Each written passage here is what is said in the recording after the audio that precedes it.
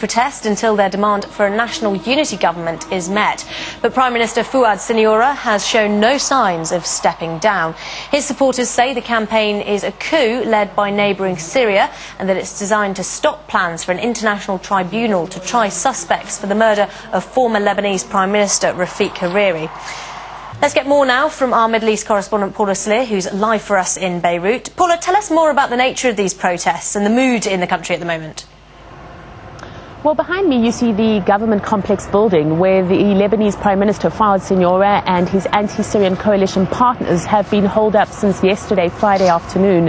In fact, many of them have been staying here for more than a week as they fear for their lives.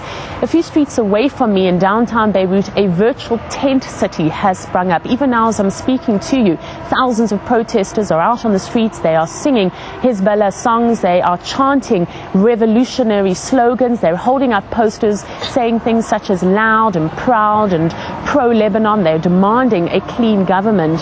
The protesters here, which number easily several thousand, say they have no intention of going home anytime soon until the current government resigns. The government, of course, insisting that it has a legitimate right to stay in power. It is calling this an attempted coup. But right here, the mood at times seems almost carnival.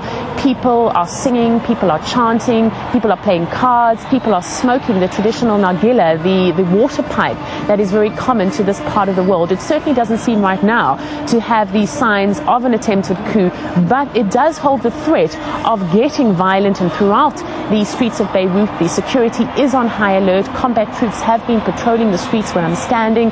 At the same time, they've barricaded with barbed wire all roads leading to the government complex. So right now the situation is under control, but it certainly does hold the threat of becoming violent or more volatile as the days and the protests progress.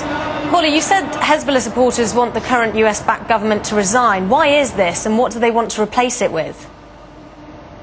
Well, the main point that Hezbollah and its allies are making is that, particularly in light of the July-August war with Israel, they have the right now to take up some 1/3 of the cabinet. They are demanding greater political representation. But this is a demand that the Prime Minister Fouad Siniora and his anti-Syrian government do not want to give them. They say that to do so will effectively give them veto power over any key decisions. So essentially they are maintaining their line, they are standing firm, and they are insisting that they do not have to give in to these demands. At the same time, though, they do say that the anti-government coalition has a right to protest, which is, of course, what we're seeing here on the streets of Beirut today.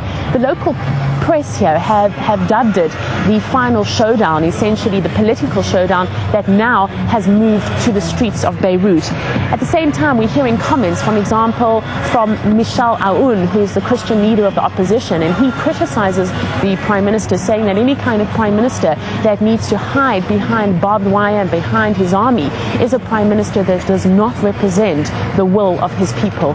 Paula, just to point out to our viewers, we're just seeing live pictures there of the protests, and you're right, it does look like a carnival atmosphere. Let's just talk about the politics behind all of this, because the country is torn between an anti